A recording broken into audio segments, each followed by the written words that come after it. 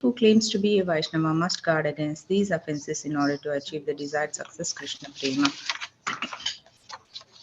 Once again, thank you very much for joining the call today, and I welcome all of you to the Bhakti Sangha conference call.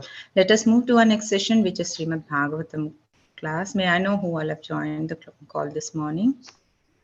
Hare Krishna, Nanda Priya Narmada Mataji, Danwar Pranam, Srila Prabhupada ki Jai, Guru Maharaj ki Jai, Preeti Dasi from Charlotte. Hare Krishna.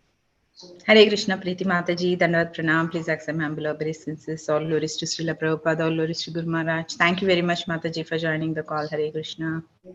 Hare Krishna. Hare Krishna Mataji, Hare Dandavat Krishna. Pranam. Go ahead, Mataji. Hare Krishna Mataji, please accept my humble obeisances. All glories to Srila Prabhupada and Shri Guru and Shri Gauranga and to all the assembled devotees here. This is Megha from Naperville. Hare Krishna. Hare Krishna, Megha Mataji, Dandavat Pranam. Please accept my humble obeisances. All glories to Srila Prabhupada, all glories to Guru Maharaj. Thank you very much, Mataji, for joining the call. Hare Krishna. Hare Krishna. Hare Krishna Mataji, Dandavat Pranam, Srila Prabhupada ki Jai, Guru Maharaj ki Jai. This is Arvindax Das from Chicago. Hare Krishna. Hare Krishna, Arvindaksha Prabhuji, Dandavat Pranam. Please accept my humble obeisances. All glories to Srila Prabhupada, all glories to Guru Maharaj. Thank you very much, Prabhuji, for joining the call. Hare Krishna. Dandavat Pranam. This is Radhika Raman Sevadar from Hyderabad. Hare Krishna, Radhika Raman Prabhuji, Dandavat Pranam. Please accept my humble obeisances. All glories to Srila Prabhupada, all glories to Guru Maharaj. Thank you very much, Prabhuji, for joining the call. Hare Krishna. Prabhuji, is this your first time, Prabhuji? This is Keshavanand Prabhu's class. Keshavanand Prabhu's class, no? Sorry, Prabhuji. Yes, Prabhuji, it's Keshavanand Prabhuji's class only. Yes. Yeah, let's all welcome Radhika Raman Prabhuji by saying Hari Bol 3 times. Hari Bol, Hari Bol, Hari Bol. Thank you, Prabhuji. Please join us every day. Every day we'll be having Bhagavatam call at this time. Oh, great. I'm very fortunate to join this call. Thank you, Maharaj. Thank you, Prabhuji. Give us your association, Prabhuji. Thank you so much. All good to Srila Prabhupada. All glories to Srila Prabhupada. Are there any other devotees who would like to introduce themselves? Hare Krishna Mataji, Dandavat Pranam. Please accept my humble obeisances. All glories to Srila Prabhupada and Shri Guru and Gauranga. All glories to the assembled devotees. Yashamati from Chicago. Hare Krishna, Yashamati Mataji, Dandavat Pranam. Please accept my humble obeisances. All glories to Srila Prabhupada, all glories to Guru Maharaj. Thank you very much, Mataji, for joining the call. Hare Krishna. Hare Krishna. Hare Krishna Mataji, Dandavat Pranam. All glories to Prabhupada, all glories to Guru Maharaj, all glories to assembled devotees. This is Mohini Lakshmi from Detroit. Hare Krishna, Mohini Lakshmi Mataji, Dandavat Pranam. Please accept my humble obeisances. All glories to Srila Prabhupada, all glories to Guru Maharaj. Thank you very much, Mataji, for joining the call. Hare Krishna. Hare Krishna. Hare Krishna, Nanda Priya Narmada Mataji, Dandavat Pranam. Please accept my humble obeisances. All goes to Srila Prabhupada and Gurudev. This is Radharani Devidasi from Baltimore. Hare Krishna. Hare Krishna, Radharani Mataji, Dandavat Pranam. Please accept my humble obeisances. All glories to Srila Prabhupada, all glories to Guru Maharaj. Thank you very much, Mataji, for joining the call. Hare Krishna. Hare Krishna, Nanda Priya Narmada Mataji, Dandavat Pranam, Srila Prabhupada ki Jai, Guru Maharaj ki Jai. This is Shyam Devidasi from Charlotte. Hare Krishna, Shama Gauri Mataji, Dandavat Pranam. Please accept my humble obeisances. All glories to Srila Prabhupada, all glories to Guru Maharaj. Thank you very much, Mataji, for joining the call. Hare Krishna. Hare Krishna Mataji. Hare Krishna, Nanda Priya Narmada Mataji. All glories to Srila Prabhupada and all glories to Guru Maharaj. This is Radha from Baltimore. Hare Krishna, Radha Mataji, Dandavat Pranam. All glories to Srila Prabhupada, all glories to Guru Maharaj. Please accept my humble obeisances, Mataji. Thank you for joining the Bhakti Sangha call. Hare Krishna. Hare Krishna, Nanda Hare Krishna, Nanda Priya. Go ahead. This is Geeta Gandharvika Devidasi from Texas. Hare Krishna, Vinita Gandharvika Mataji, Dandavat Pranam. Please accept my humble obeisances. All glories to Srila Prabhupada, all glories to Guru Maharaj. Thank you very much, Mataji, for joining the call. Hare Krishna. Nanda Priya Narmada Mataji, please accept my humble obeisances. All glories to Srila Prabhupada and all the assembled devotees. This is Indulekha Karna Devi Dasi from Lincoln. Hare Krishna. Hare Krishna, Indulekha Karuna Mataji, Dandavat Pranam. Please accept my humble obeisances. All glories to Srila Prabhupada, all glories to Guru Maharaj. Thank you very much, Mataji, for joining the call. Hare Krishna. Hare Krishna, Nanda Priya Mataji, all glories to Srila Prabhupada and Guru Maharaj. My humble obeisances to you and all the devotees. This is Krishna Kumar Devidasi from Rana.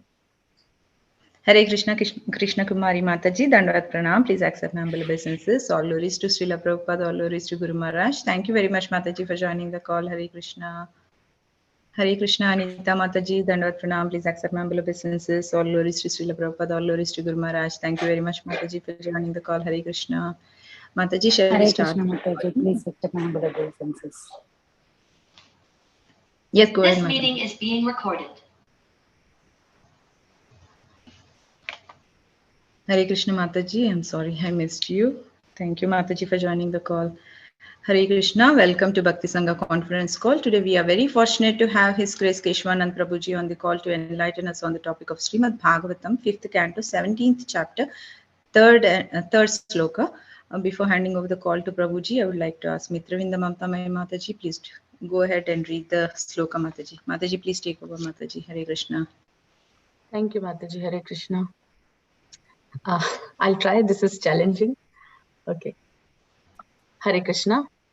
Tatha saptarashayastat prabhavabhignayam tananu tapasa atyantiki siddhi etavati bhagavati sarvatmani vasudeve anuparata bhakti yoga labhe naivo pekshitan yarthatma gatayo muktim ivagatam mumukshava ivasabahu manam adyapi jata juter udvahanti.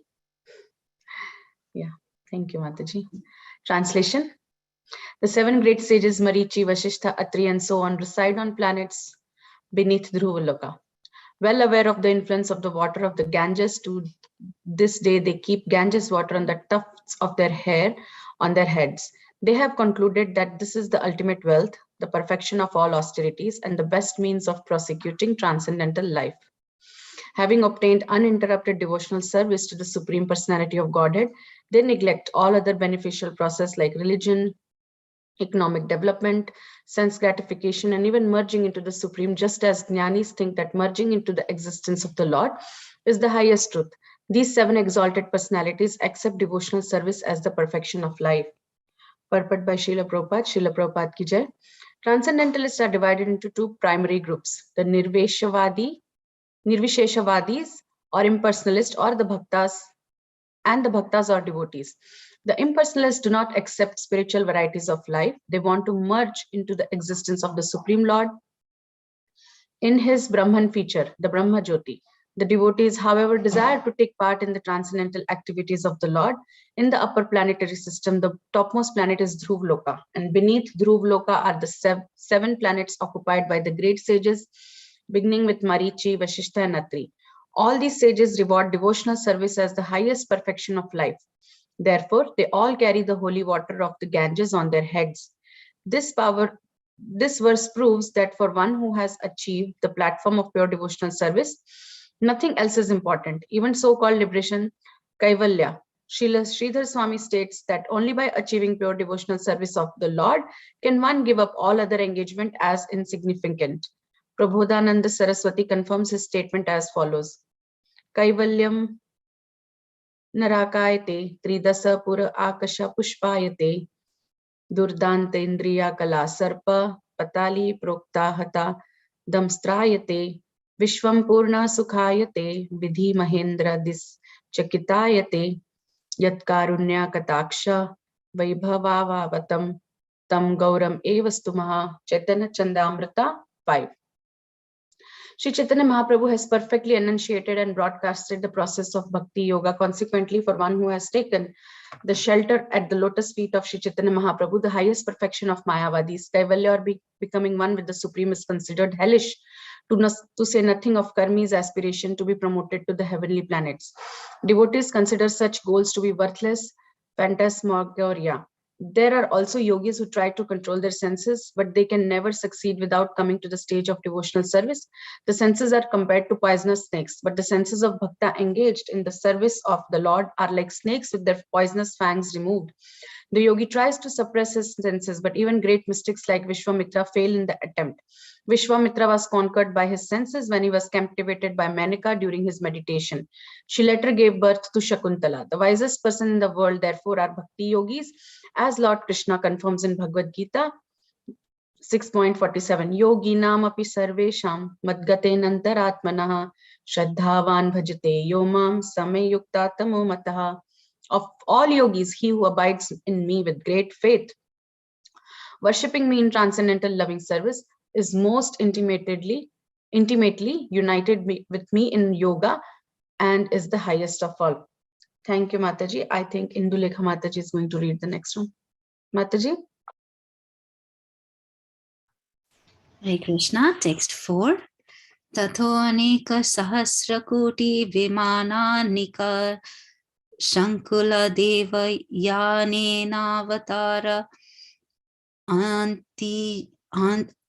antindu mandalam avarya brahma sadhane nipatati. Translation and purport by His Divine Grace, A.C. Bhaktivedanta Swami Srila Prabhupada. After purifying the 7 planets near Dhruvaloka, the pole star, the Ganges water is carried through the spaceways of the demigods in billions of celestial airplanes. Then it inundates the moon, Chandraloka, and finally reaches Lord Brahma's abode atop Mount Meru. Purport: we should always remember that the Ganges water comes from the causal ocean, beyond the covering of the universe. After the water of the causal ocean leaks through the hole created by Lord Vamanadev, it flows down to Dhruvaloka, the pole star, and then to the 7 planets beneath Dhruvaloka. Then it is carried to the moon by innumerable celestial airplanes, and then it falls to the top of Mount Meru, which is known as Sumeru Parvata. In this way, the water of the Ganges finally reaches the lower planets and the peaks of the Himalayas, and from there it flows through Haridwar and throughout the plains of India, purifying the entire land. How the Ganges water reaches the various planets from the top of the universe is explained herein. Celestial airplanes carrying the water from the planets of the sages to other planets. So-called advanced scientists of modern age are trying to go to the higher planets, but at the same time, they are experiencing a power shortage on Earth. If they were actually capable scientists, they could personally go by airplane to other planets, but this they are unable to do. Having now given up their moon excursions, they are attempting to go to other planets, but without success. Hare Krishna. Thank you, Indulekha Mataji. Hare Krishna, Keshavanand Prabhu ji, Dandavat Pranam. Please accept my humble obeisances. All glories to Srila Prabhupada, all glories to Guru Maharaj. Thank you so much, Prabhuji, for giving your valuable time and association. Are you able to hear us, Prabhuji? Yeah, I can hear you. Yeah, your voice also is clear, Prabhuji. Yeah, please take over the call, Prabhuji. Thank you. One thing, why did they read 4th verse? What is, I mean to say, 4th verse. It was 3rd, no? 3rd verse. Or 3rd. Yes, third but verse. Then 4th, why 4th verse is read? I mean, 4th is also there today or what? I don't know. Yes, Prabhuji. Yes, Prabhuji, I gave you the verse 4th, but yesterday it did not cover the 3rd, so. Achha. Okay, anyway, so I'll discuss on the 3rd one. Yeah. So let's see. Okay. So yeah, I'll just start now. Om Jnana Timirandasya Jnananjana Shalakaya Chakshurmilitam Yena Tasmai Shri Gurave Namah. Namah Vishnu Padaya Krishna Pristhaya Bhutale Srimate Bhakti Vedanta Swami Kamale Namaste Saraswati Devi Gaurava Nirvishesh Shunyavadi Pachadishta. So we are discussing this 5th canto, 17th chapter and 3rd verse. Basically, this is talking about, this specific verse is talking about what Saptrishis are doing. The 7 great sages. These 7 great sages,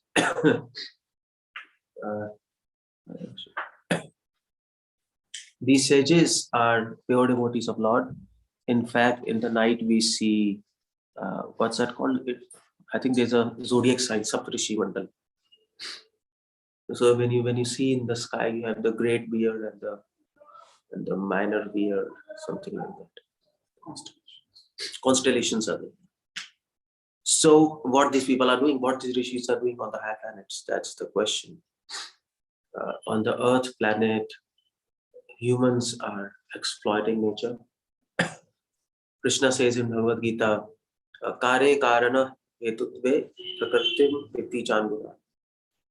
That the cause and effect in this material world is done by the laws of material nature. And Sukha Dukkha, and enjoyment and suffering, the cause is living entity. So he describes that this material world is moving according to laws and will keep on moving, and scientists are trying to busy in finding the causes of many effects, and that's basically science. And what humans are doing, they're trying to use those cause and effects or exploit them for their own benefit. That's what this whole material earth is. That's what is happening. But in the higher planetary systems, people are not interested in material nature. They are interested in material nature to the extent that it helps them to understand themselves. So in higher planets, they understand that the whole cosmos is designed to make us remember our own selves. Who are we? That's the purpose of this whole material world. Srila Prabhupada writes in Bhagavad Gita purport, in this purport to this verse, Kare Karana Hetatve Prakritim Vitti Chandura. This is, I think, 13th chapter. Which verse I forgot? 13th chapter. Prabhupada writes the purport. Prabhupada says, the mystery of the creation of this material world is mentioned. And the mystery is, this material world is created so that we can escape from this material world.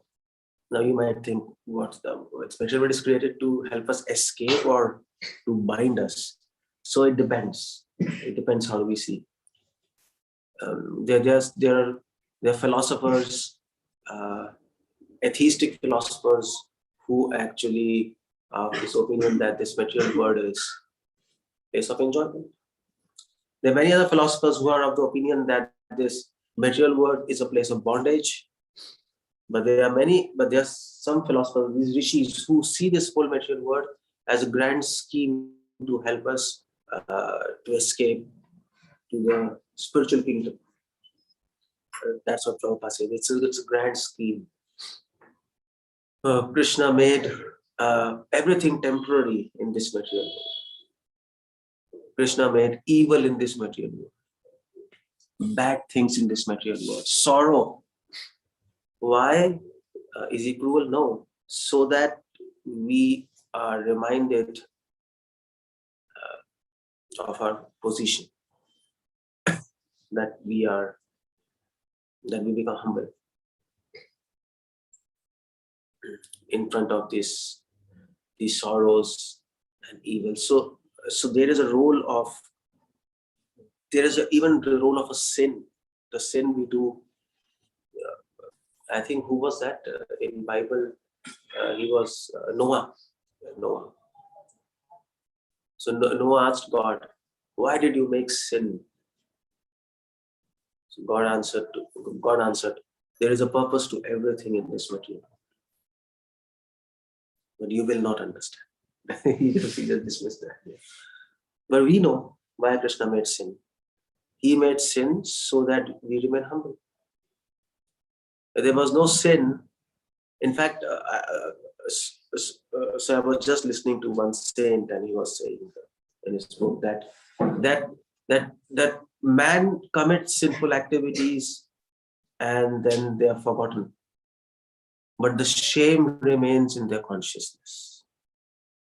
That's a beautiful saying. And Krishna keeps that shame so that we are reminded of that shame and we become humble in the eyes of the Lord. And anyway, there are many things there. So these rishis, what they're doing, they are doing exactly the same thing. They are there on the higher planetary systems. Why they are on the higher planetary systems? Because they are on a higher level of consciousness. It's not that by chance they are there, we are here. It's nothing like that. The higher your consciousness is, the higher you are situated in the grand scheme. But from another point of view, the higher your consciousness is, the nearer you are to the spiritual kingdom. Because if you go higher, the Kunta is nearer to you. So, and why they're situated higher? Because they deem themselves lower to all. And that's the whole point here. So what these rishis are saying here in this verse, well aware of the influence of water of Ganges, to this day they keep Ganges water on the tufts of the hairs of their heads. Ganges, it flows from the cosmos, from the Mahat, through the hole in the, so there's a hole in the, so in the covering of the universe. This, when Krishna came in this avatar of Trivikram avatar, and he actually measured the entire universe in just 2 steps. One of his steps, which actually measured the heavenly planets, the thumb of his foot pierced the layers of the universe and created a hole. How it happened, nobody knows, but it happened like that. By chance, it just hit the wall of the universe and there's a hole. And from that hole, the cosmic water entered the universe, which is actually Ganges, and which is nothing but the perspiration of Mahavishnu. So perspiration of Mahavishnu, that is Ganges. But when it entered the universe, it actually washed the holy feet of Lord Trivikram. And that's why we say Lord Ganges emerges from the feet of Lord Vishnu. And then it enters from there, and then it comes to Dhruvalok. That's the highest planetary system in this material universe. It is actually in this chapter, just previous verse, it is mentioned Dhruvalok is the highest planetary system. And from Dhruvalok, then it comes to these 7 great sages. Actually, or maybe, yeah. So from Dhruvalok, it also goes to Satyalok, the planet of Brahma. And then from there, the next verse we were reading, from there, from Satyalok, then there are various plains, and through plains, this water is carried to Mount Meru, where there is the city of Indra, and there Ganges flows. In the higher planetary systems, Ganges is known as Mandakini. The name is Mandakini. And on the earth, she is called Ganges and Jahanavi, because of Jahanumuni. And in the lower planetary system, she is called as, what she's called in the lower planetary system? I forgot. Mandakini, Prabhuji. Oh yeah, actually, yeah, you got me right. In the higher planetary system, she is Ganges, yeah. On the earth, she is Jahanavi and Bhagirathi, and on lower, and also Ganges is here. In heavenly planetary systems, I think there is one more name of Ganges. I'm just missing. Bhogavati, Prabhuji, Bhogavati. Yeah, right. Bhogavati. Bhogavati. In higher planetary systems, Ganges is called as Bhogavati. In lower planetary systems, she is called as Mandakini. And that's why she purifies all the three what do we say? Trilok Pavani. She's called as Trilok Pavani. So what these rishis, these rishis did tapasya for millions of years. They did yajnas and they did so many things on the 7 sages. But they came to one conclusion after doing all these things. And the conclusion was that the best practice is to actually keep Ganges water on the head. Now, what that means, that's very important. It's not just, I mean to say, many people go to Haridwar and they don't keep Ganges water on their head. They just jump into Ganges. That's much better if you see like that. But but nothing happens to them, because Sukadeva Goswami says there are even fishes in Ganges swimming, but they're not liberated. So what the meaning of this is exactly the same word Rahugan says in Bhagavatam. So I think Rahugan Maharaj, he says, Padrajo Abhishekam, that the aim of life is to actually smear the dust of devotees of Lord on one's head. That's the same thing they are saying, to take the Ganges water on one's head. The whole idea is that the aim of life is to serve Lord Krishna, because Ganges is produced from the lotus feet of Lord. So when you keep Ganges water on your head, you immediately remember the lotus feet of Lord. And the lotus feet of Krishna signifies service. And that's why lotus feet is very precious even to Lakshmi. She leaves, it's said in Chaitanya Charitamrita, she leaves even the chest of Vishnu to reside on the lotus feet of Vishnu. And she actually massages lotus feet, although her house is on the chest of Vishnu, but she leaves that. Why? Because she knows that lotus feet is much more precious. I mean to say, Krishna's all limbs are precious, but lotus feet is more important for devotee because it signifies service. Without service, God ceases to be God. There's no point of doing anything, any devotion without service attitude. It's useless. Basically, without service, God is without service, approaching God is like so it's almost like Ravan approaching Ram. You're a demon. That's all. So these rishis, they realized that doing service to Vishnu is the greatest wealth of any living entity. And they are engaged in service. And Prabhupada writes in the purport, there are 2 types of transcendentalists. There are one jnanis and there are devotees. So if you go above earth, there is Bhu, Bhuvar, Swa, Jana, Tapas. On Tapas Lok, they are all jnanis. And they're all meditating on impersonal Brahman. This Gop Kumar in Ved Bhagavatam, he goes to Tapalok and he was a devotee. Actually, Gop Kumar in Ved Bhagavatam, he was a Brajvasi, and somehow his guru gave him mantra, and by the power of that mantra, he went to Tapalok. And on Tapalok, he met 4 Kumars stayed there, Sanat Sanatan, Sanat Kumar. And they welcomed him, they said, you come.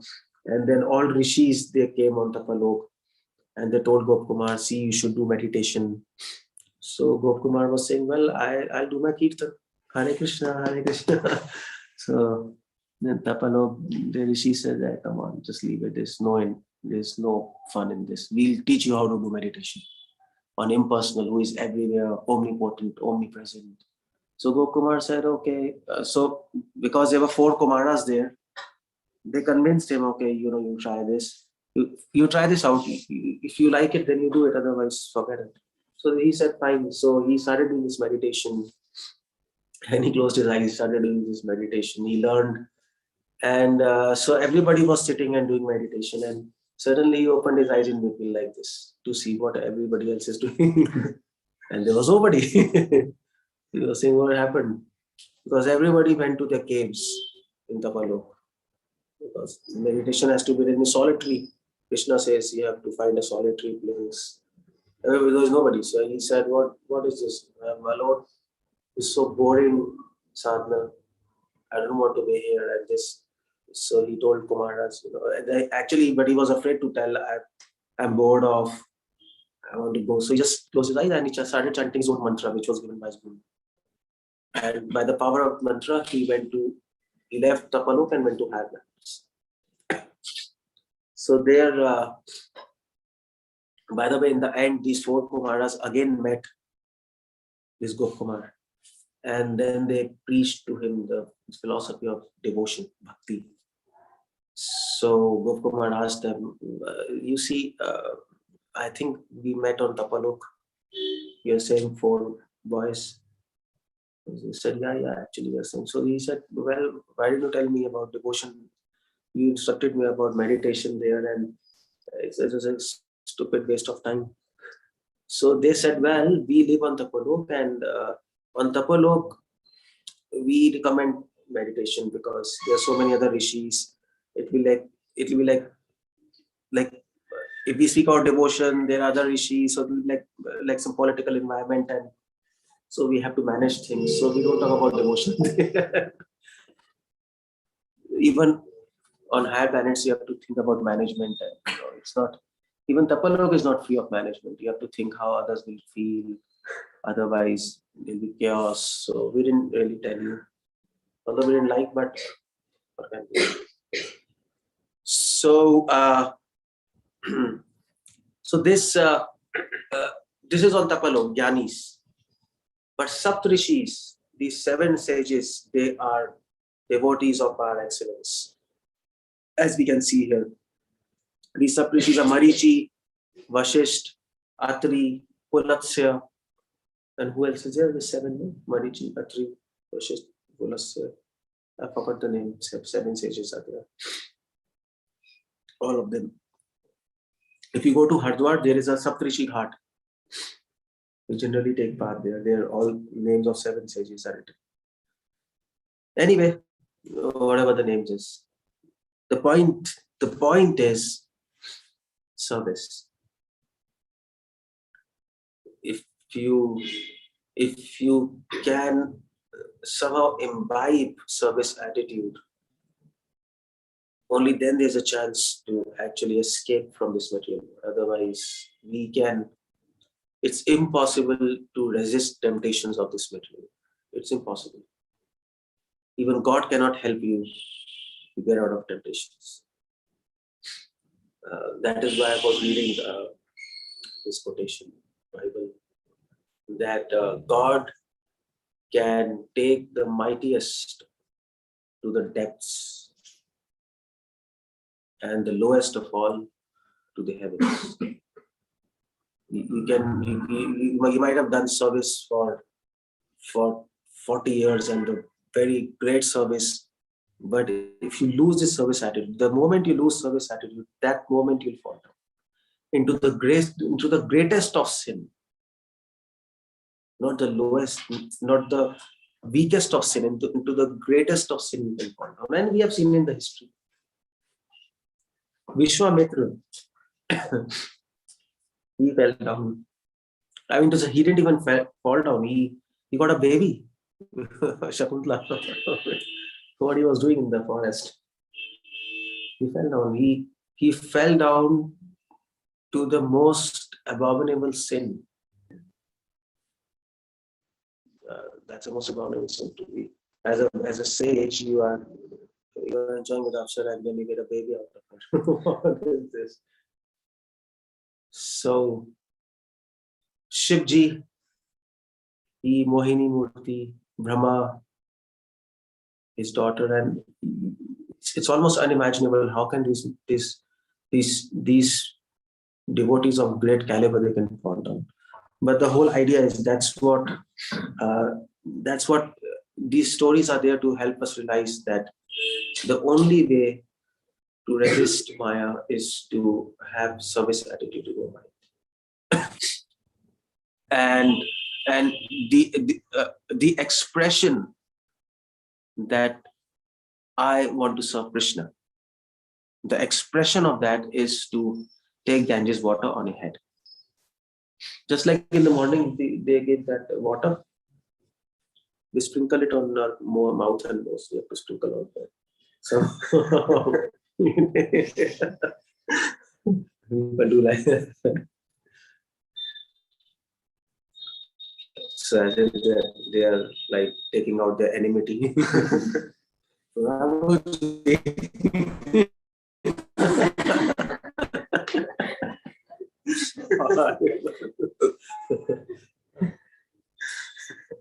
But so that why we sprinkle on head? Because it reminds us that we are servants of Lord and we have to serve Him. That's the point there. So Ganges reminds us this fact. They have concluded that this is the ultimate wealth. This is the ultimate service, is the ultimate wealth of devotees. Bhaktivinoda Thakur says that Seva Sukha Dukha Parama Sampada. Whatever you do in service, that's your wealth. Whether you get happiness or whether you get distress. Why? Because everything is recorded. It doesn't matter whether you're happy or distressed in service. What matters is that you're continuing your service. That's what is the most important thing in service. The most important thing in service is not enthusiasm. That is required, but that's not the most important. The most important is not exactly patience. Most important thing in service is not to exactly complete the service. You might not. We try to complete, but it might not happen. The most important thing is actually perseverance. Perseverance means continuing that service day by day, years by years, month by month. That's the most important thing. And that is maximum points in the eyes of God. But to continue that service with proper spirit, not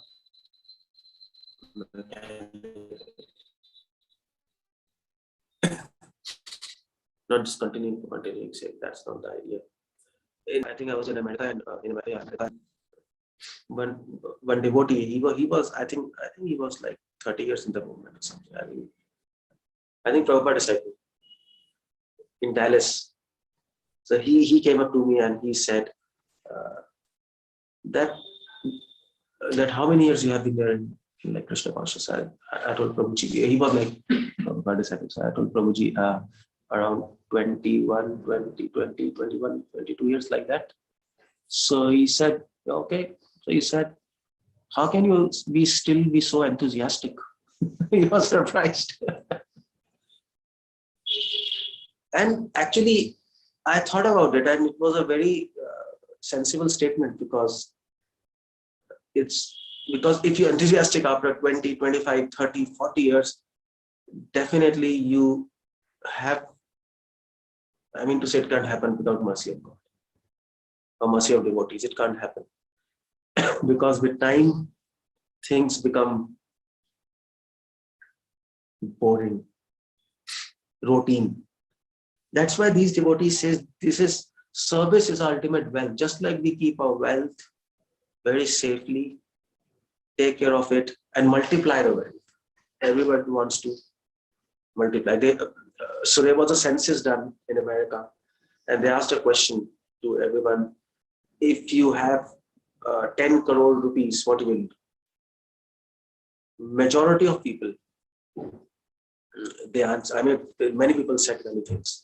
We will save, we will mutual funds, we will do this, we will give to poor. Maximum people said we'll multiply it. So people want to multiply their money. So we want to multiply our service attitude, our services. We want to multiply it. We want to invest it. The service you do, and the result you get out of that service, you again invest that result in more service.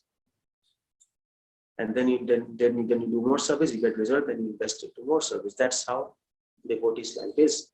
That's ultimate wealth. It's a perfection of all austerities.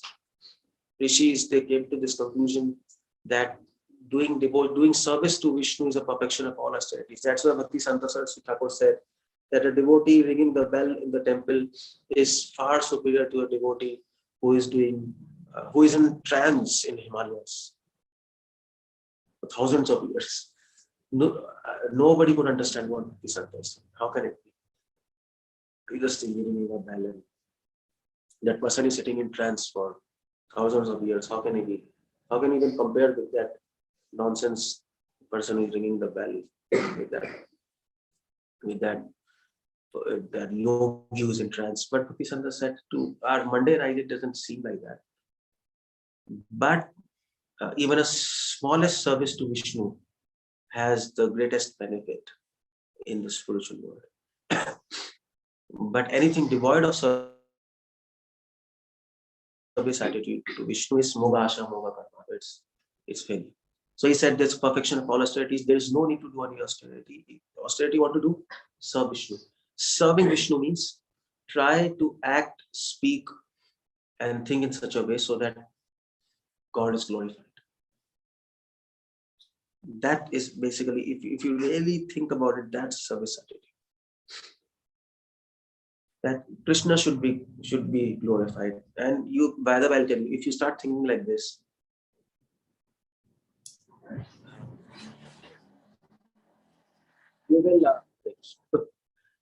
you will actually you will be confused, because how do you do everything to glorify God? That's a big confusion. Now you're sitting and listening to this lecture, and you have to go back to your home. But how do you go back to your home so that Krishna is glorified? What do you do with that? Answer to this question, and what can be done? But pure devotees are not like that.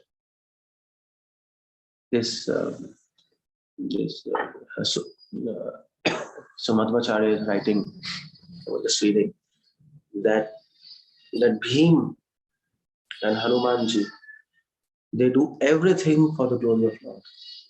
They sit, they walk, they talk, everything for the glory of Lord. How they do? I think they're trained for that. But that kind of training we require for ourselves. You have to work hard, that's all. There's no shortcut. That is why they say it's a perfection of all austerities, because in austerities you need to work hard, and it's same with devotion. Hard work in devotion is austerities. You don't need to eat less, sleep less. If you can do that, that's the best. You save time. Nobody's saying don't eat less, don't sleep less. Provided you don't become sick, because then you have to sleep for 4 days by getting up for 2 days. That doesn't help. But if you can do, okay, well and good, that's the best. But basic thing is basic, and that should not be foregone. The basic thing is that you have to work hard for Krishna. Prabhupada said that. No? So that's why he says perfection of all austerities. The best means of prosecuting transcendental life. Devotion service is the best sadhana to attain Krishna. You know that. Why it's the best sadhana? Why not jnana? Why not tapasya? Why not karma? Why service? Because service attracts grace of God. Why it attracts grace or mercy of God? Why it attracts? Because service counteracts one thing which no other process counteracts, and that is pride, which is a root cause of bondage in this material world. Pride. Pride is a source of lust. Pride is a source of anger. Pride is a source of envy.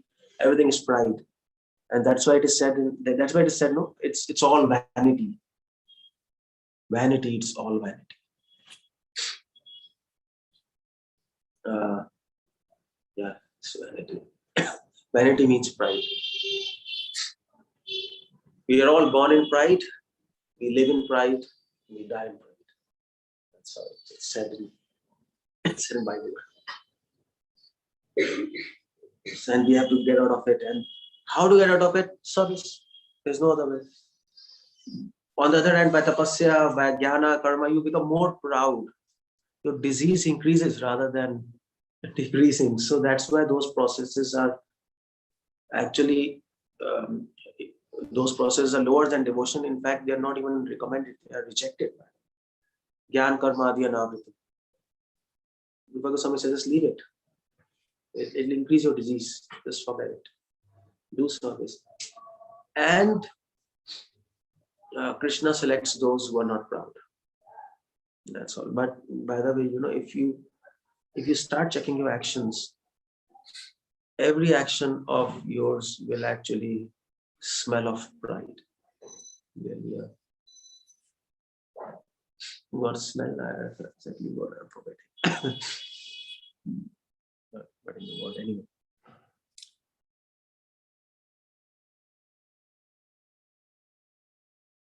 So that's why these rishis they can dharma karma moksha, they said.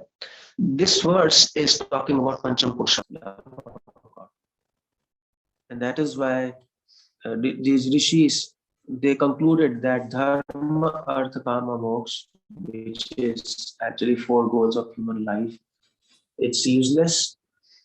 Let's go for the 5th goal, which is love of God. So you have to remember, the goal is love of God, the means is service. With service attitude.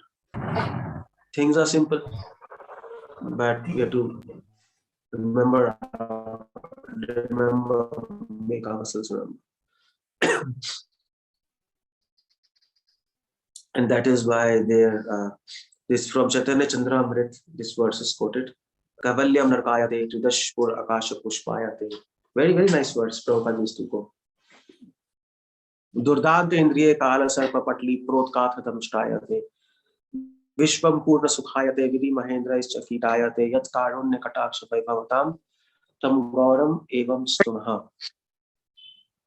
Prabodhanand Saraswati,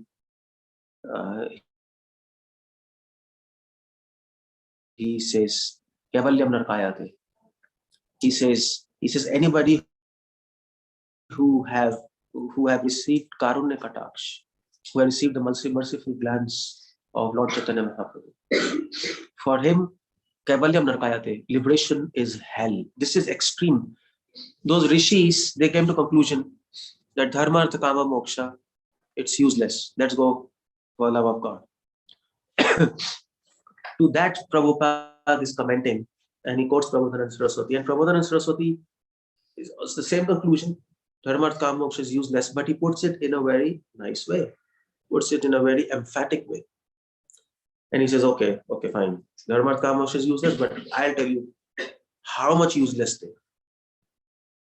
You say it's useless, but I'll tell you how much useless they are. So let's talk about moksha. Dharma, artha, kama, moksha. Kavalyam narkayate. Moksha is hell.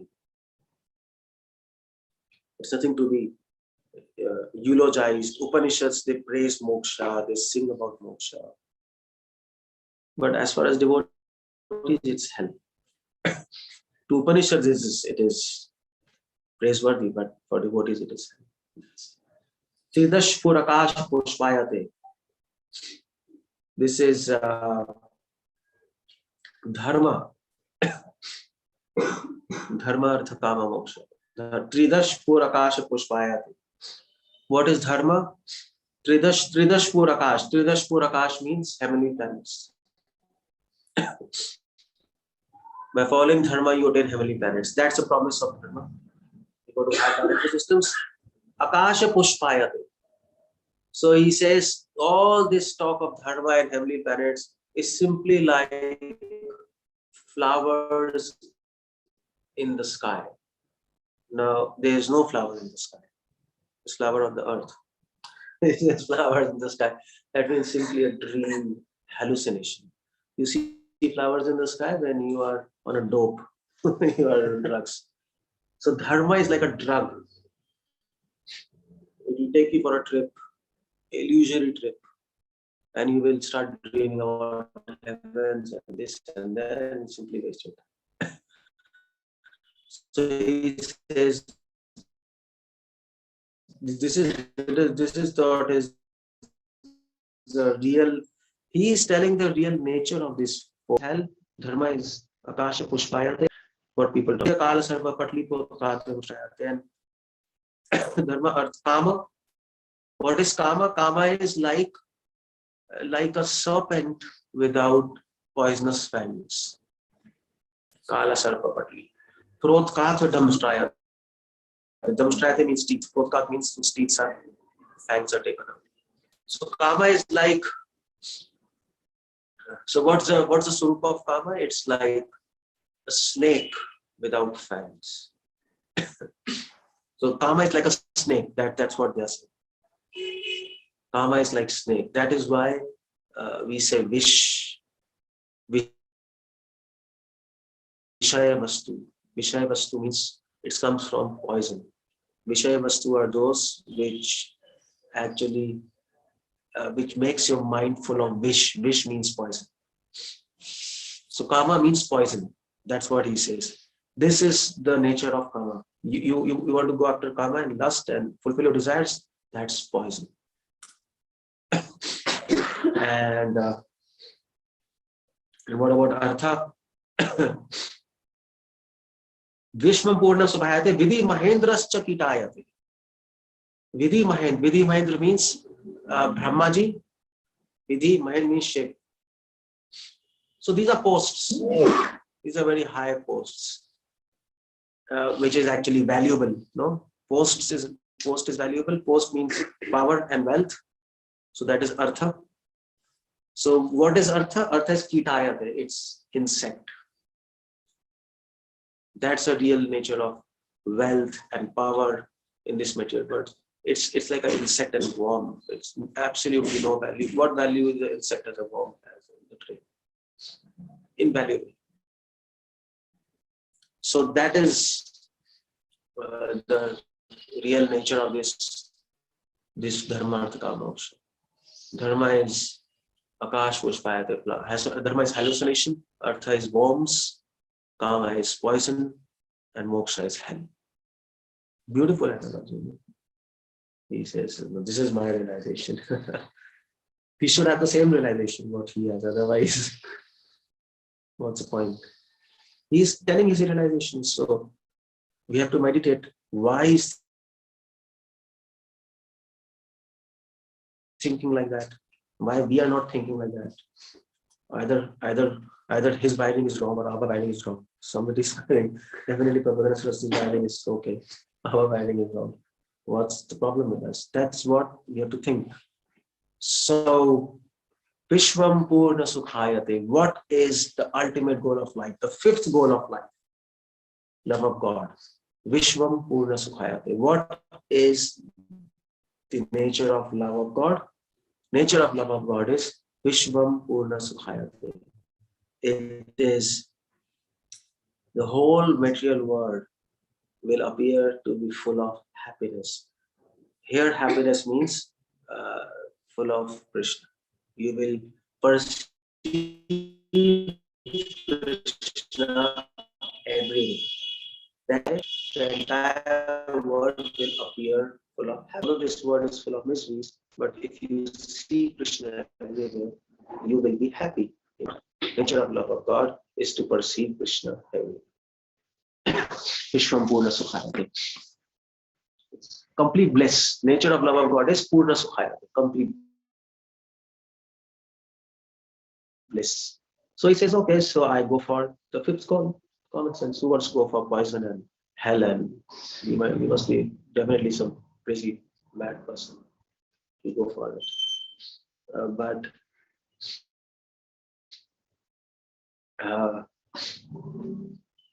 that's what is the conclusion of Saptarishis also.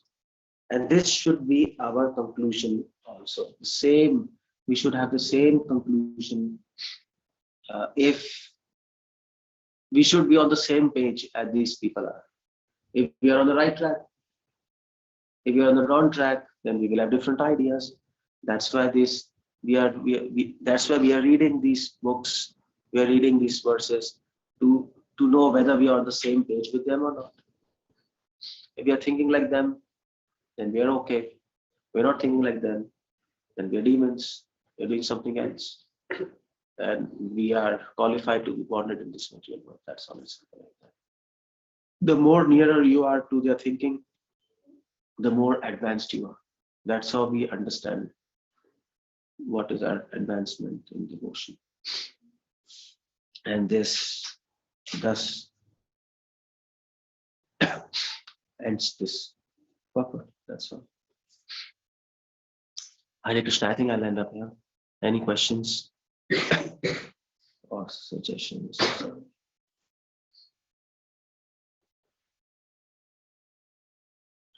It's yet to see something happening.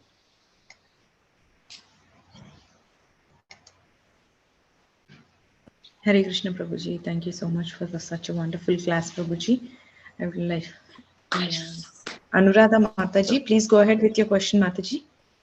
Yeah, thank you, Mataji. Hare Krishna Prabhuji. Thank you so much for such wonderful points.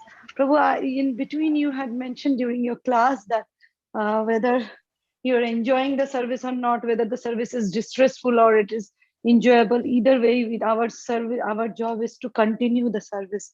And Prabhu, would you like give more stress on it? Because when we are in distressful, when we are like stressed out about the service, we may not have the proper consciousness, and we have this tendency, let's get it over and finish it up somehow or the other, like that. So with that tendency, is our service as valuable as it would have been if we would have really, really put our consciousness and we would have enjoyed it as much? Is it the same thing, Prabhu?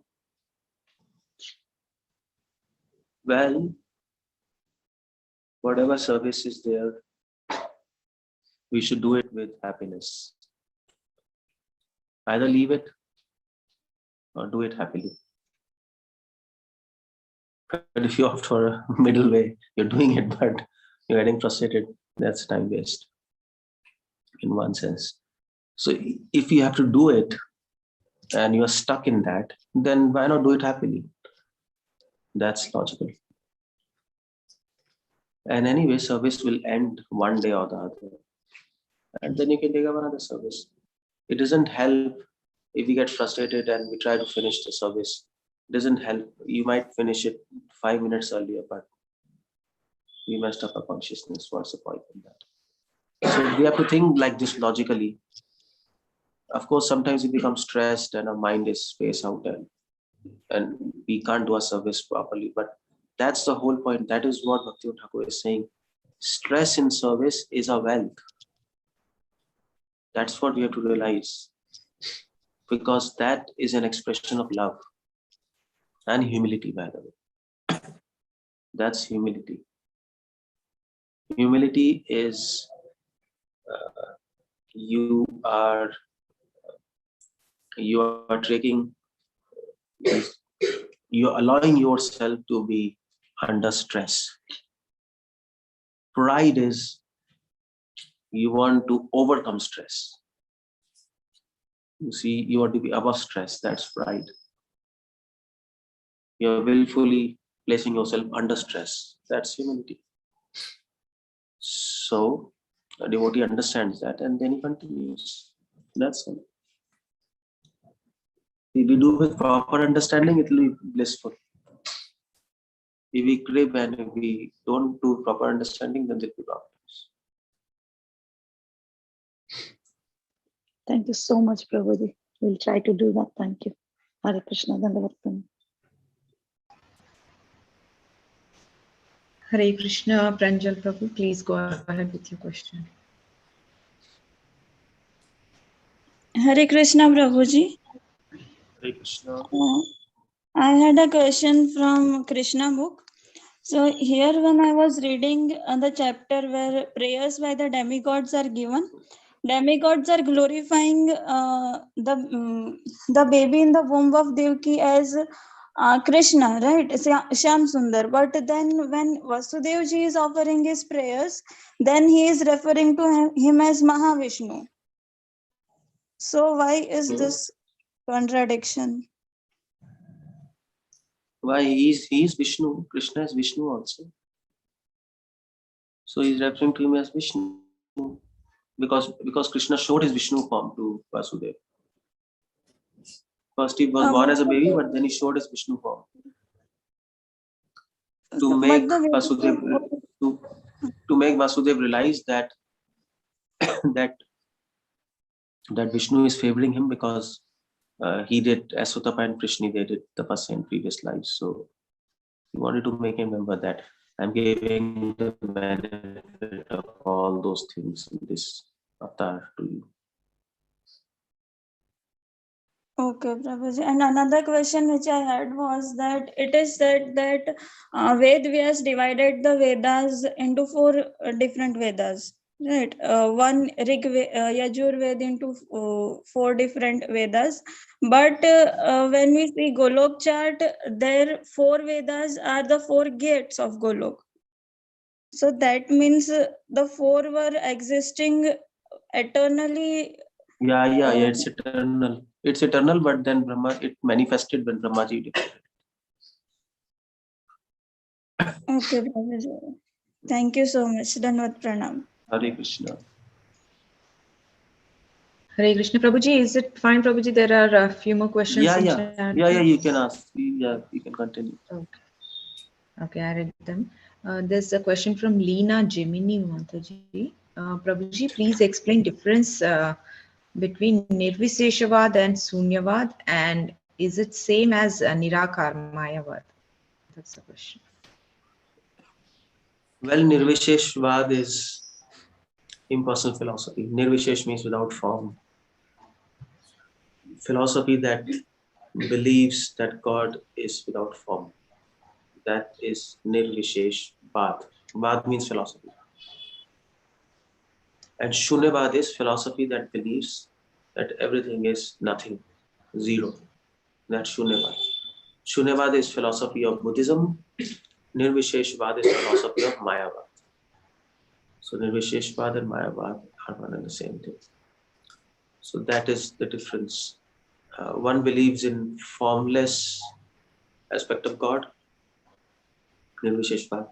But Nirvisheshvad at least they believe some higher power. But Shunyavad, they say there is nothing. They are atheistic philosophy. What is there? There is nothing. So is there something? The question is there something? The answer is yes, there is something which is called nothing. That's an answer. So it's some crazy philosophy there. So that is Nirvisheshvada. So. Thank you, Prabhuji. There's one more question from Ananya. Why shall we please Lord? He's already in Golok Vrindavan, so he's already joyful. Then why are we trying to please him always? He's in Golok Vrindavan, he's enjoying, so why are we trying to please him? We are trying to please him. He's already enjoying. So why are we trying to please him? The king is already enjoying, so why do subjects try to please him? He's enjoying, so nobody should try to please him because he's already enjoying. It's a funny question. The question, this is not the right question, because who else to please except the supreme enjoyer? That's the question. Who else to please except God? There's no other person worthy of being served and being pleased. So you please somebody when you like him. It's not the question that they're already enjoying. When you like somebody, you try to please them. Just like people try to please actors and actresses, no? They're fans of those, like they are big fans. So they go to their like fans and they go to the actors. Suppose somebody is fan of somebody and they say, so then they meet, please give me autographs. Can I do something to please you? Well, he's a billionaire. He's enjoying. Now, why is he saying I want to please you? Because he likes him. So that's the nature of soul. So that's the answer there. The answer, the question is not that why we have to please Krishna because already enjoying. That's not the right question. This means that we have not understood what do we mean by pleasing somebody. We have not understood and not properly thought about it. We don't please somebody because he's already enjoying. It doesn't matter whether he's enjoying or not enjoying. We please somebody because we like them. That's all. You can please a beggar also. By giving him some food, he's pleased. He's not enjoying. We want to please our mother, father. Why? Because you're not enjoying. I want to please your mother, father. Oh yeah, you want to please your mother, father. Why? I don't know. Oh, actually, I heard the lecture because they're not enjoying and they're suffering. That's why you want to please them. It's a philosophical misunderstanding, gross misunderstanding. You see the point there? So that's the answer.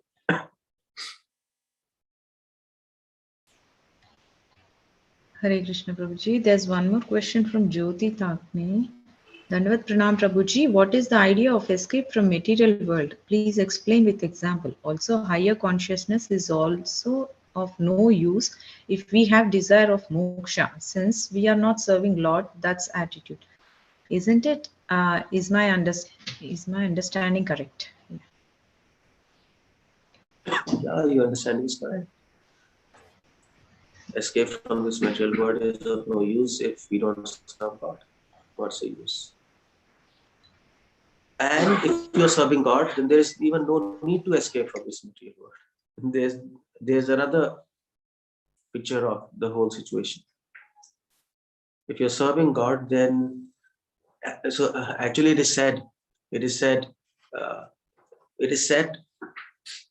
don't pray for the people of this world.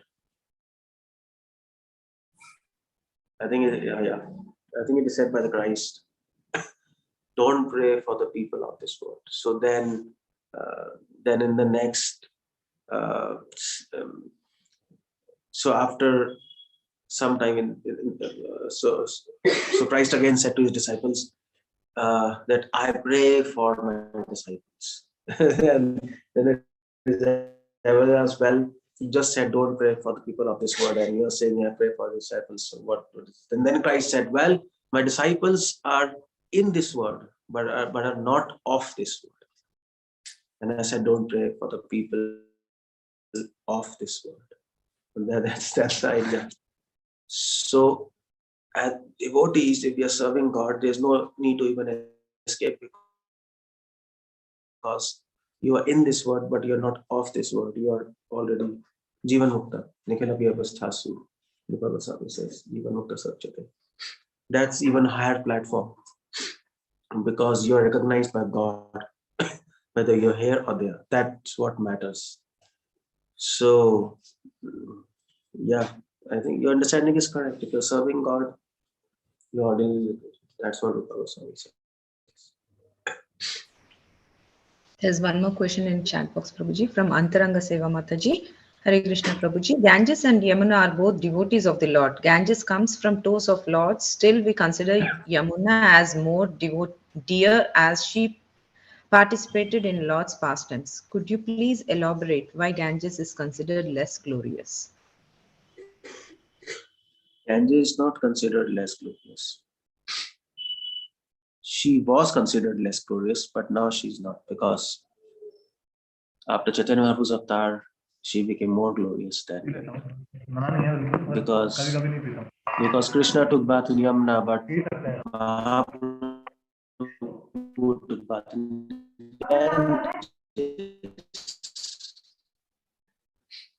Ganges. Says that in scriptures it is said Ganges was a little depressed, so Mahaprabhu said, "Don't become depressed. I'll take avatar and I'll take bath in you, not in Yamuna." And she became more glorious than Yamuna. So, the whole logic is out of box because now, after Mahaprabhu, Ganges is more glorious. So if you're going to Vrindavan, you got a wrong ticket. You have to go to Maya want to take bath in Ganges because she's more glorious. That's the idea.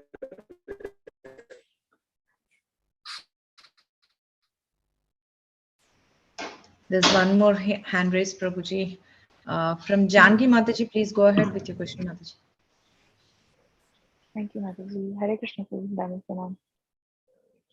Prabhu, my question is a follow-up to earlier question where the question was that if the Lord is already in Golok Vrindavan and he's fully enjoying in a joyful setup, then why are we supposed to please him always? So my follow-up to that was we have to somehow cultivate, not somehow, we have to cultivate the attitude of service. And so being in the material world with circumstances, situations, and people who are like karmi and materialistic, our goal is to serve and please the Lord, whereas that's the ultimate goal. Whereas the subordinate goal is to, also be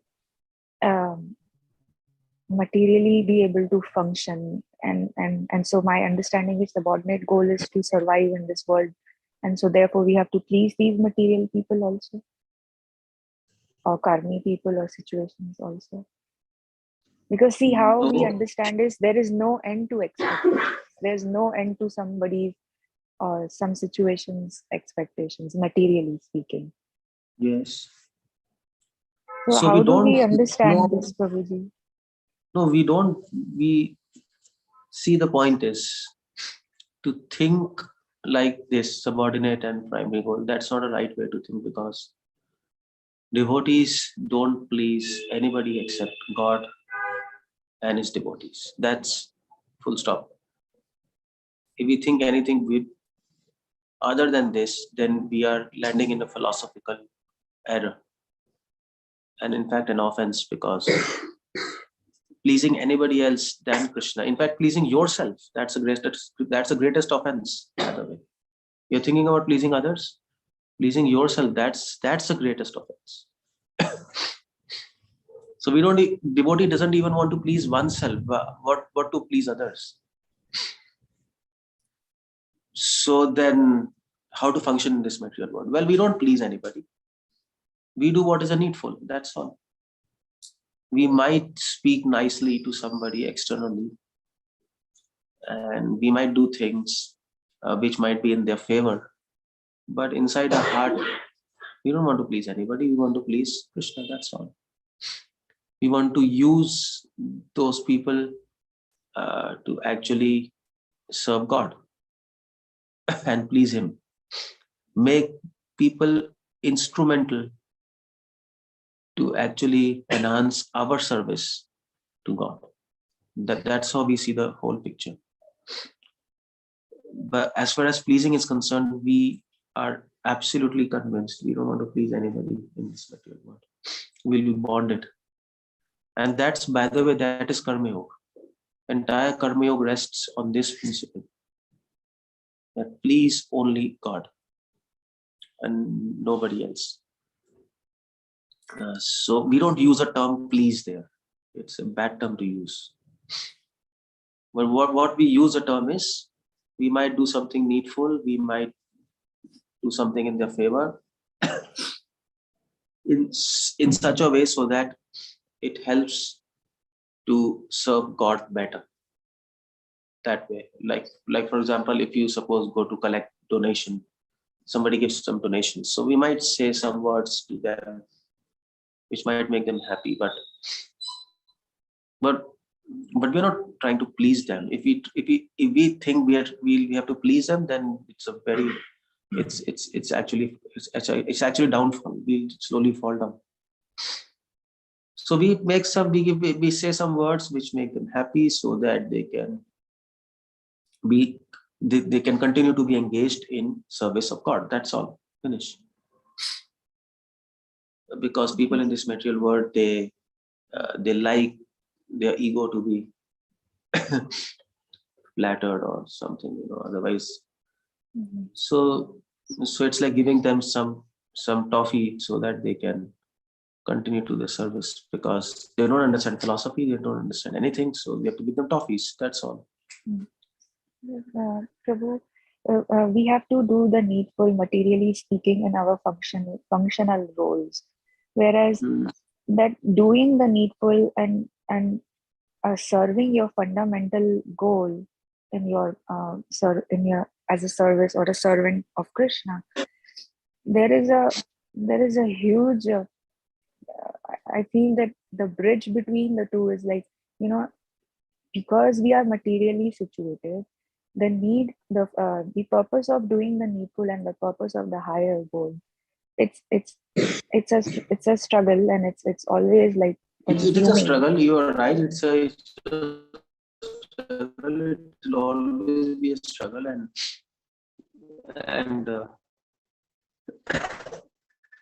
it's not easy to solve. Who says it's easy to solve? But the more grace you get from Krishna, the more we will be engaged in more service, and will be less and will extract us out from the situation as he gets pleased by your service. So yeah, I mean to say, it's a struggle because we can't serve Krishna completely, and we also have to serve other people who are there with our who associate with us with our sins. That's what we have to do. We are forced to serve them and please them. That is the idea there. It is not. See, so I'm giving you another perspective. You were saying we have primary goals and secondary goal. No, we have only one goal: to serve Krishna. We are forced to serve them and please them because of our sinful activities, because we are sinful. We are bonded. And the more we do devotion, the more we get out of these sinful reactions, and the more Krishna will extract us from all the situations in his own way. We might think it's impossible, but he can do it. And he will engage us full time in his service. He will do something. He will do it. If we have this kind of understanding. So that is how we see the entire situation.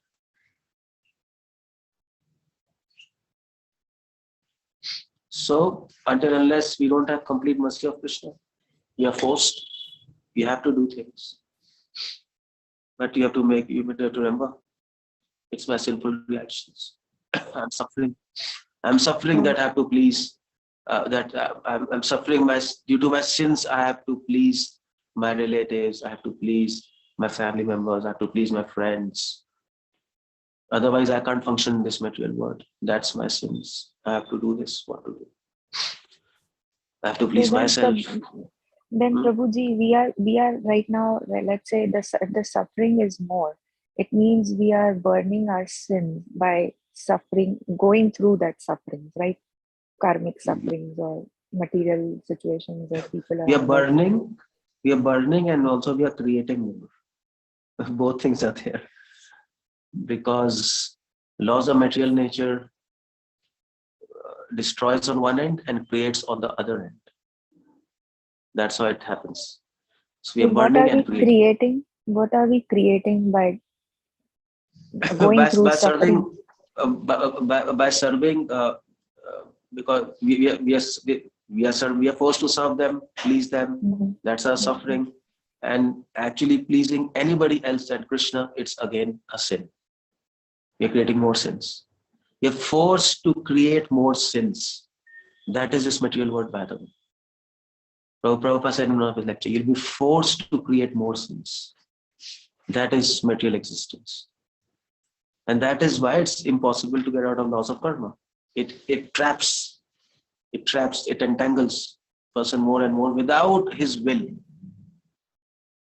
So the only way to get out of this is to actually realize this fact, to actually understand, have proper understanding that I'm completely trapped here, but I want to serve you, Krishna, 24 hours.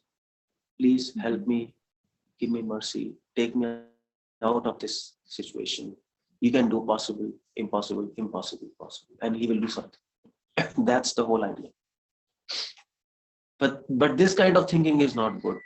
That our primary goal is to please Krishna, secondary goal is to please material people, because because we have to function in this material world. This is a very corporate type of thinking. It's not spiritual type of thinking.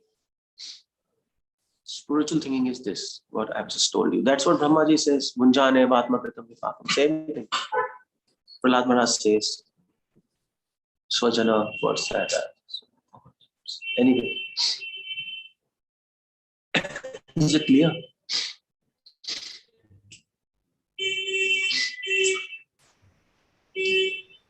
It's Hare clear Krishna. in the sense that Prabhu, that we have only one goal, that is to please, and that will only happen through service.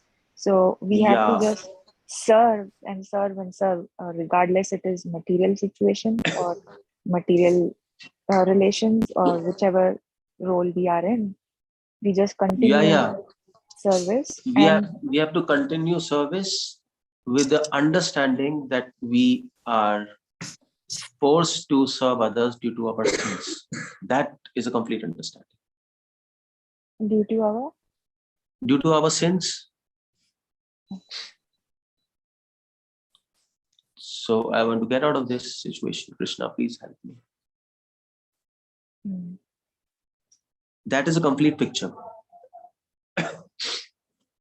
Otherwise, what will happen? Otherwise, we'll keep on serving Krishna, Krishna, Krishna, and then we will never ask Krishna, Krishna, please get me out of this situation. Because we have adjusted in our mind, okay, this is also required, that is also required. Both are okay, then things will go nicely. No, that's not the right thing.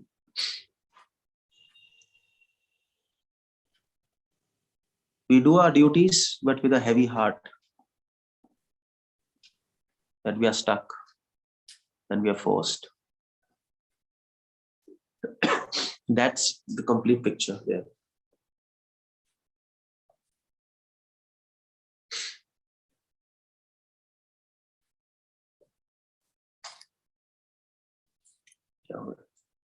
Hare Krishna, Prabhuji. I hope it's clear, Mataji, for you. There's a similar question, Prabhuji. I hope Ananya Mataji also had clarified with this. But I'll read out the question. If we are surrendered to Lord and He is our well-wisher, then why we ask Him for His service or devotees association? Because we should be ready to accept whatever He gives. So if He does not give, we might get disheartened. So we should not ask. We should be ready to accept whatever He gives. But if we ask, He might change His decision for our happiness. So why we ask? Ask for what? Service, Prabhuji. Service or devotee association. Well, if we don't ask, then we'll not be given. That's the rule there. You ask and it shall be given. We have to ask God because if we go with this philosophy, okay, I'll not ask and Krishna will give whatever is required. Krishna will give whatever is required. But suppose we don't get what is required, then we'll say Krishna didn't give. I never asked him because I know he'll give, but he didn't give, and so I failed. So I couldn't really advance in spiritual life. So blame goes to Krishna. That's the whole problem there. So to prevent blame going to Krishna, we ask him. And then if nothing happens, then the blame comes to us. And Krishna says, you asked, and then you failed, so you are the problem. So we say, we are happy that blame comes to us. You see, so one of the reasons is that because blame doesn't go to Krishna, we ask him, and he gives. That's one of the reasons. There are many other reasons for this, by the way. We also ask him because he likes to give. He feels happy to help devotees. So we ask him, and of course we are not asking material things, we are asking spiritual things, and we feel so happy. So to give him pleasure, we ask. Just like parents feel happy when children ask them some food or something. Parents will anyway give, but when children ask, it gives intense pleasure to them. That's why we ask him.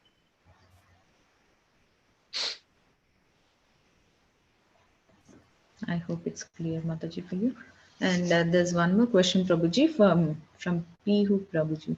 How to protect our devotion being in a bad association? Well, you have to leave bad association. You can't protect your devotion in bad association. It's impossible. But if you're in a job, you have a bad association, then what do you do? Then the simple formula is don't associate with them emotionally. Do the needful, do your work, go back to your home.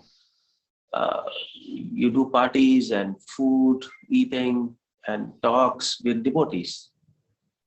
In office work, do the needful, that's all, whatever is required. In an official way. Anything done officially is not association. That's all.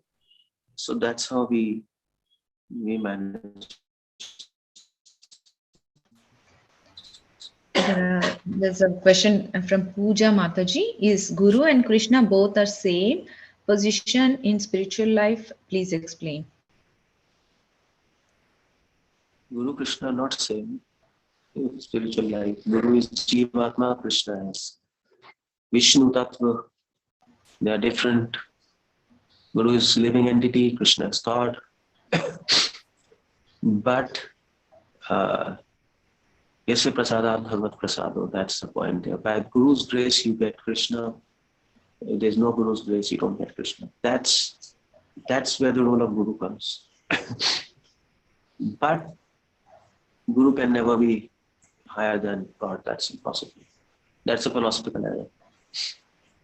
So that should be extremely clear. It's not that we get Krishna through the mercy of Guru. This shows that Guru is higher than Krishna. No, that's a wrong understanding. Guru is servant of Krishna, and he always remain the servant. In the eyes of a disciple, who is great, Guru or Krishna? Well, Krishna is greater than Guru. Definitely he is greater than Guru. And we get greater Krishna through Guru. That's another thing. That's all. There's one more question from Hare Krishna Prabhuji. Serving devotee family and relatives is a part of devotion or it's considered in dharma? Serving devotee family? Yeah, Prabhuji. Serving devotee family and relatives, yeah, of course, it's a part of devotion. Because they're devotees that you are serving them, they are not relatives or family members, that's why you are serving. It's a part of devotion. Bhaktivinoda Thakur says, if your family is devotee, nothing like it. If you serve them, it's devotion. Just like Pandavas were there. So Draupadi was serving Pandavas, and she was not serving Pandavas because they were her husband. She was serving Pandavas because she knew that they are Vaishnavas, and she was very conscious of this fact. And that is why she was doing Vaishnav Seva. And even Pandava and Draupadi was disrobed. Pandavas wanted to take revenge because they saw it's a clear Vaishnava offense. They were not thinking that our wife, this happened to my wife.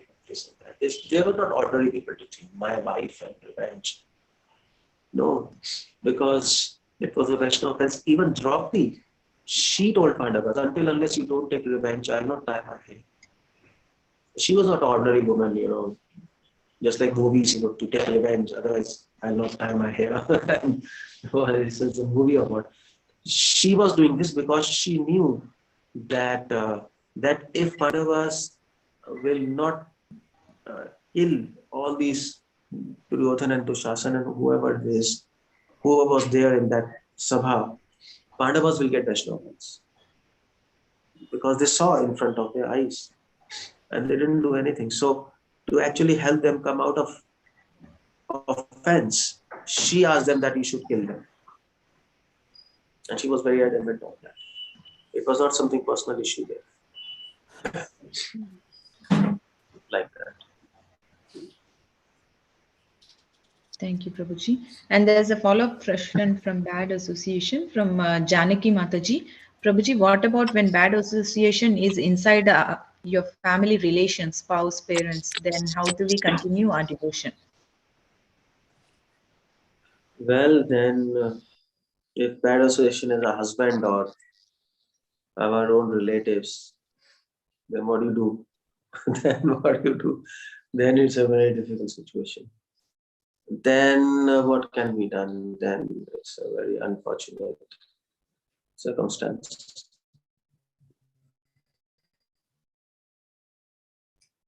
Srila Prabhupada's sister, she was a pure devotee. Prabhupada said, my sister was a pure devotee, but her husband was non-devotee. And she had to cook fish for her husband. Every Bengali eats fish. She was cooking fish, but she was a pure devotee, Prabhupada said. So she had bad association. Prabhupada had bad association.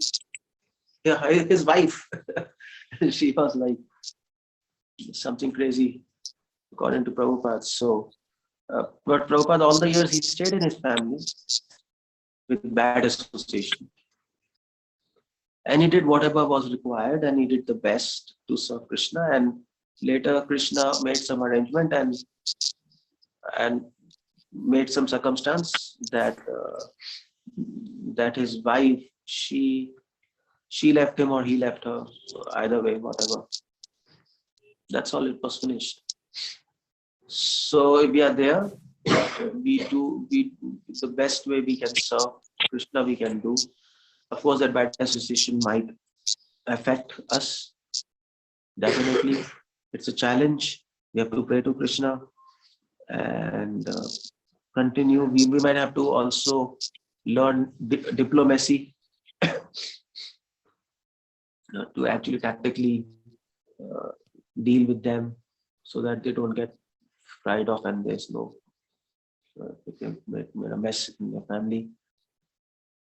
So take advice from senior devotees in that case, because it's very individual, case to case, and personal counseling is required in that thing. How to deal with that individual or individuals and then proceed forward. That's all can be said here. And perhaps there can be two things, either by your devotion and by your sincerity, your prayers, they might become devotees. Or the other option is they might continue like that, you might continue as a devotee. That can also happen. Third option is if Krishna wills, he might arrange something. You might end up leaving them. That can also happen. There are many options. Krishna will see what to do. The best. We have to keep on serving in that situation, somehow or the other, but take guidance from senior devotees. That's very important. That's all.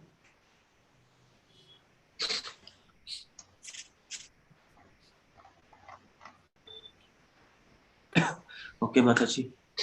I think that's it. Okay, Prabhuji, thank you so much. But there's something from Lalitanki Mataji. I just want to read that. So I think I have spoken about my own life. You know that I was a married man. So after being married, I did not like my wife. Somehow or other, I did not like. I must say she is very faithful, very everything, everyone praised, but I did not like somehow or other. So I was preparing for next marriage. Okay, this is from Prabhupada, Srila Prabhupada. Okay. Because in India at that time it was allowed a man can marry more than one wife. Now the law is there. So my father, he was a saintly person. So he called me one day and said, my dear boy, you are trying to marry again. I request you don't do that. You do not like your wife. That's a great fortune for you. So I gave up that idea of marrying. Yes. So now I am realizing my father's blessing. This is a good point. Yeah. Yes. Yeah, bad association might be a good fortune. It will help not to become attached to them. Yes. That's a good point. Yes, Prabhuji, I Okay, think there The are recording has stopped. no more questions. I think we can This meeting is being recorded. end the call here. Hare Krishna. Thank you, Prabhuji. Thank you for such a enlightening class, Hare Prabhuji. Krishna Prabhuji. Hare Krishna, And we are Prabhuji. very Dandavat grateful pranam. to you, Prabhuji, and we look forward for Thank your you, Dandavat association Pranam. again in the Krishna future. Prabhuji. Thank Thank you so Prabhuji. much Krishna for Prabhuji, the please. class. Hare Krishna. Dandavat pranam Prabhuji. Panchakalpa Pranam. Hare tarubhyascha Krishna. Hare kripa Krishna. sindhubhya eva cha Panchakalpata patanam Sindhya pavanebhyo vaishnavebhyo namo Vaishnavebhyo namo namo namaha. ग्रंथराज Shrimad Bhagavatam की जय, की श्रील जय, प्रभुपाद की जय, की His Grace जय। केशवानंद प्रभु जी की जय। Thank you so Hare much. Krishna. Thank you so much, Prabhuji. Hare Krishna. Hare Krishna. All Vaishnavi. Hare Thank you Krishna. so Thank much. you Thank all you, for it was joining. nice. The recording has stopped. We end the call here. Thank you.